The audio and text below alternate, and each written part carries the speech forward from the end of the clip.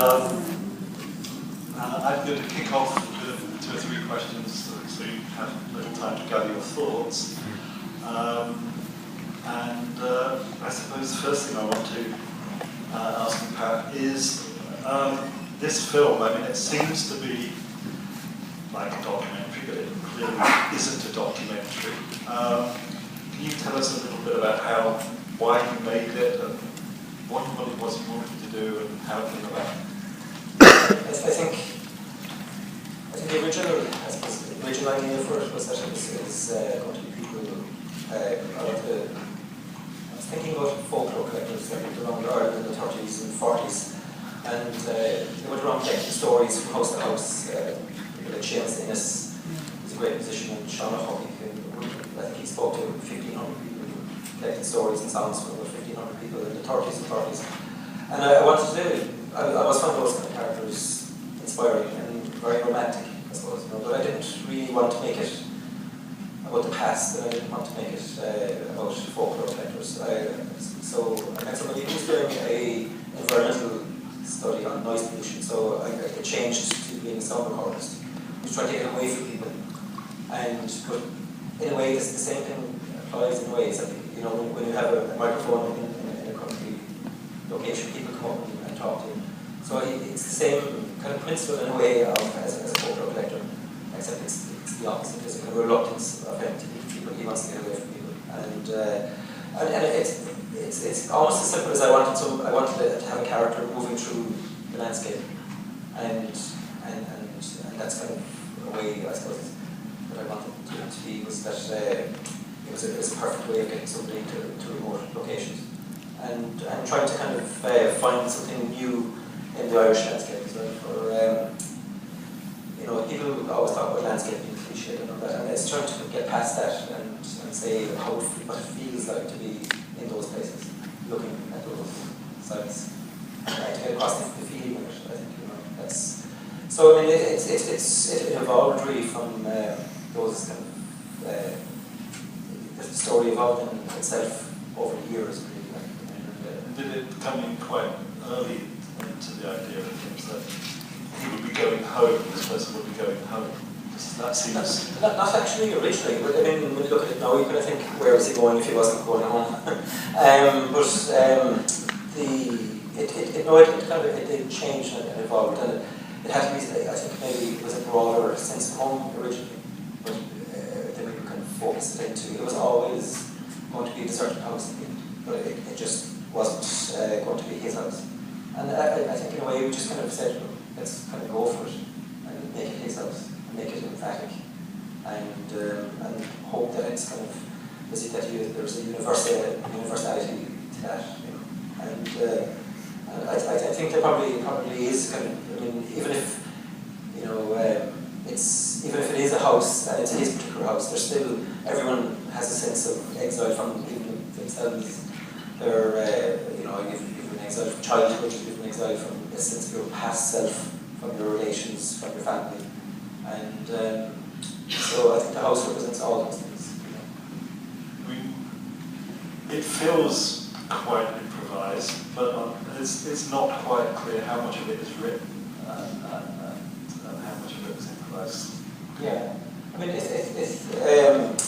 suppose the script was maybe 25 or 30 pages originally, and it really was just a description of, like, Owen goes to Silverburn and he meets a certain type of person, and we had sample dialogue written, but not in every case. Sometimes it was just he meets somebody, they talk about, corn bread and slayer, something like that, and then we would try to go out and find people who would be able to have a conversation like the characters we've written in the script. But I've never, you might give them 1 or 2 lines to say, but they'd have to find a way to say it themselves. They never actually, people, when you're working with non-actors in there, they never say things that the way you think they're going to say it. They'd have to find a way to say it themselves and make it kind of comfortable for themselves. You can't give them lines that they wouldn't normally say. And I think I was making documentaries for years, so it wasn't really a huge challenge for me. What I was always doing was asking people questions and people answering them, usually. And so I approached it in exactly the same way. I didn't want to control it too much. You know, as you get older in life in a way, so you kind of start realising that half the thing is giving up control and not controlling it too much. Because if you try to control it too much in a way, it ends up being that one person's kind of vision. Whereas I didn't want it. I mean, Sharon, my wife, was working the script for years with me, and Owen was working the script. And it had to have a kind of a certain collaborative feel to it as well, you know. As long as I was in control. So Owen is not really a sound recordist. No, he's not. Even though I actually did hire him one time as a sound recordist. But just to get him used to it. But he's a writer and he's a singer and he's. But when I first met him, I suppose I knew that I wanted him to be that character. So then I asked him to write the script with myself and Sharon because of the look of him, really, I suppose, in a way that I kind of thought he looked kind of Gaelic, like an old idea of Gaelic Irish, you know, and he that kind of like the old rambling kind of poets of Gaelic society going around from town to town, and I thought he could kind of embody that kind of sense of the rambler, you know, kind of, and he's got a really good sense of mystery about him, I think, as well. And it's like you couldn't get an actor to do what he'd done, I don't think, in a way, because actors will always try to give you more than what you're looking for. Even though I've never really worked with them much, but you know they can't do nothing, I suppose. You know, and he was very good at just being still, and it needed somebody like that. I mean, it sounds to me like this film was partly you had a good idea of where you wanted it to go when you started making it, but you weren't sure exactly how it was going to get there. Yeah. And so it became a sort of process of discovery as you were making it in a way, or a journey. Was that difficult to get finance for? Because that's, I mean, unless you're Mike Lee, where you just say, I'm going to make a film and not tell you what it's about, it's quite difficult to get money where you don't have a sort of a script these days. Yeah, I mean, it's entirely funded from within Ireland, so I mean, it's, and media get funding at the script stage, but it is difficult, and it's getting probably more difficult. But because I made maybe 20 documentaries in Ireland before, they kind of trusted me, which was fantastic. You know, I mean, the Irish Film Board were the main people who funded it from, let's say, 2006 up until it was made, and they told me they weren't worried. So kind of, I don't know, why should I get worried if they weren't? So probably to have some questions together. We have microphones, so if you could just wait for the mics on this one. Hi Pat, thanks for being here. It's a very good film. And before my question, I just want to point out there's a guy, a critic in I think Dublin called Jason Coyle, who's on a quest to find more and broadcast to the world more Irish national cinema, because there isn't much and there isn't much known about. He yesterday published a list of his 10 best Irish films of all time. I believe Silence is number 5 or 6. So, not so bad. And my question is, the key scene to me in the movie, or one of them, is when the main character's in the writer's mother's house and they're having dinner, and he says that to him silence is not the absence of sound necessarily, it's a different kind of unique positive feeling in itself, and he also talks about being rooted. And to me it seems like the main character, the more he tries to find lack of sound, the more you can kind of feel his thoughts beating in his head. And it's about almost the futility of trying to clear your mind and the futility of trying to go home again. I'm wondering if you agree, if that comes out to you, or if that's just my interpretation. And also very quickly, I'm wondering where the archive footage in the movie came from, if indeed it is archive footage. Thanks. Yeah, it is all archive. And it came from kind of Irish television archive, you know, the dog drumming is from an island that was deserted off Donegal called Gola Island, and so that was all mostly Irish documentary archive.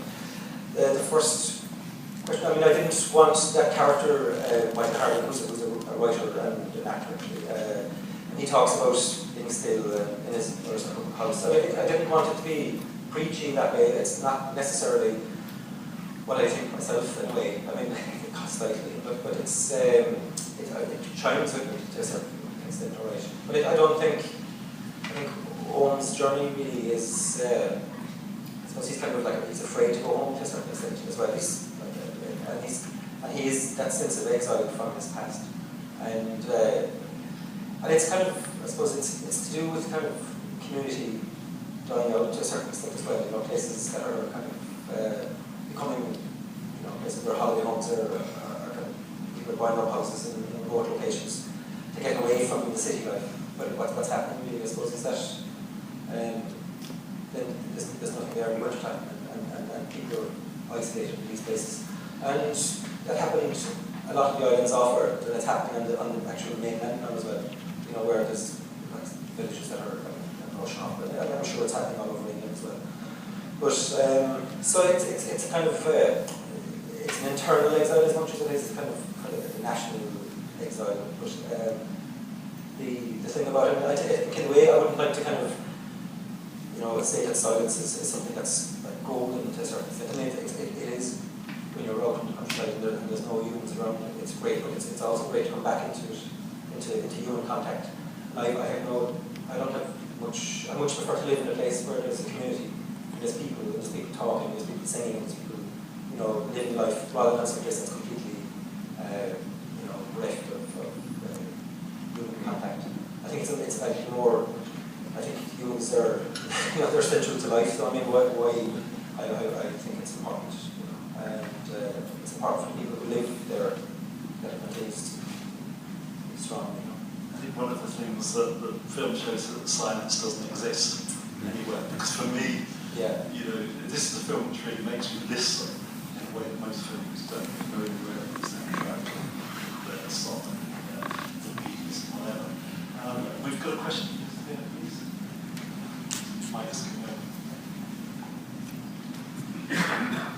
Hi, thank you. That was very thought-provoking. Silence is kind of a modernist obsession since the post-war era. I mean, you think of John Cage, and then there, you know, you have someone trying to compose with silence. My question to you is sort of specific. It's about sort of technique and the ideas that your technique that you use support in the film. One of them is that you use music early on, and it's controlled by, I mean, in other words, it's being turned off and on.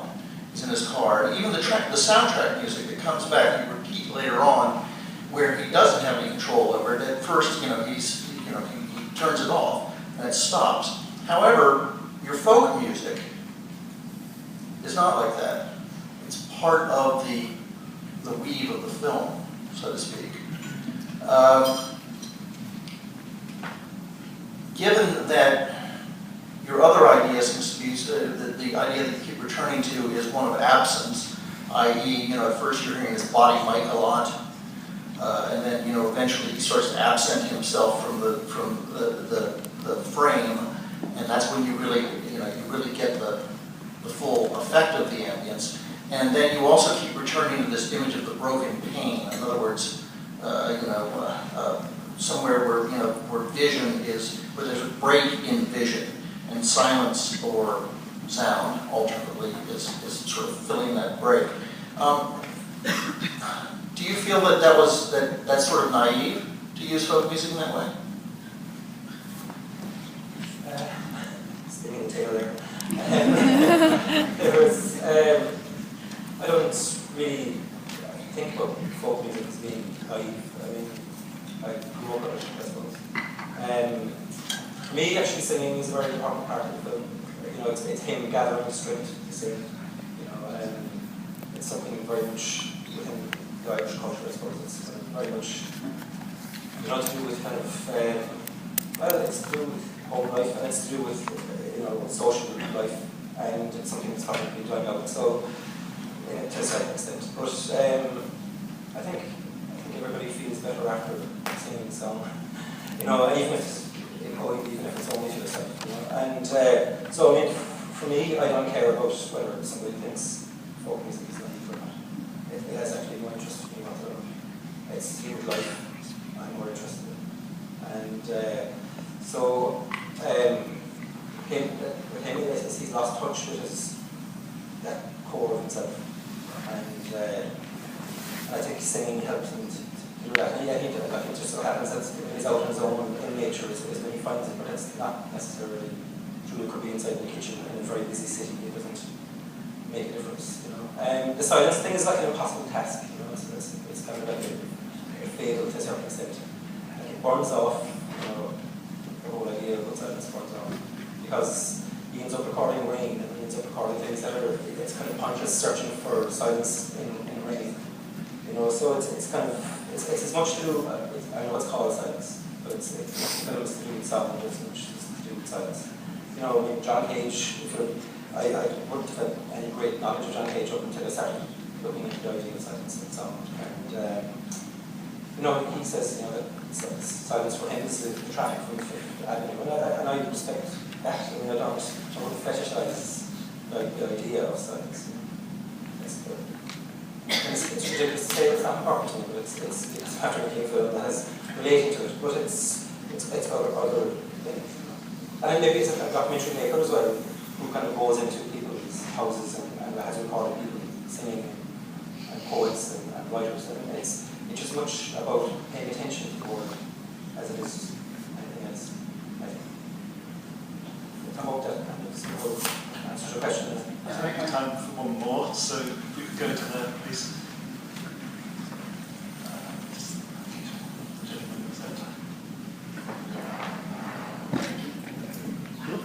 Oh, sorry. Just at the very beginning of the festival, I went to an event where Michael Hayden, the festival programmer, was doing an overview of the programme.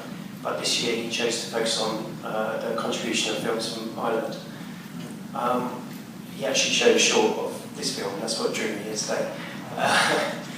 I was wondering if you caught any of the other films that have been in the programme from Ireland, where you think how it represents perhaps the Irish film landscape at the moment. Yeah, I haven't seen any of the Irish cinema at all, actually. I know there's about 14 films there, but I live in a place that near cinema is a 45-minute drive, and so I rarely get to the cinema these days. And but I mean, Irish documentary is important to me. And Irish documentaries in the past, I grew up, I suppose, not going to the cinema. At the nearest cinema, I would have been to the cinema maybe only once before I was 15. So the television, anyway, we had one channel at home. So it was kind of, that channel was, looking back, it kind of has more of an influence on me than cinema to a certain extent. Even though my interest in cinema now would be kind of more international, I suppose, like people like Alistair Stanley or people like that would be more important to me than anything. I suppose I grew up with. I suppose what I grew up with was the life, and then maybe, when you come across other filmmakers, they teach you how to kind of actually learn to deal with that life. So Irish cinema isn't hugely important to me. I think a lot of people who might have been writers in the past are probably going into cinema now. Or they might have been poets in the past and they're starting to work in cinema. So I would imagine that Irish cinema would be something that it will grow in strength, I think, in the future.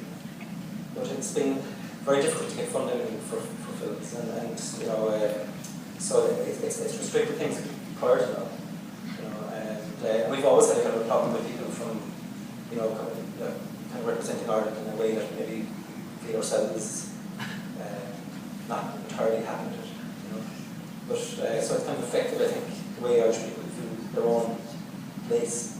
And I think that's going to die away, and I think better filmmakers will emerge in the years ahead.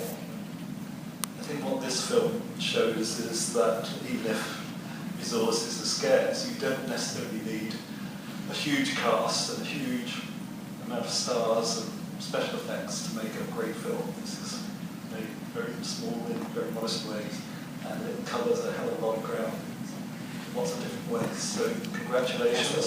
Thank you very much. And good luck.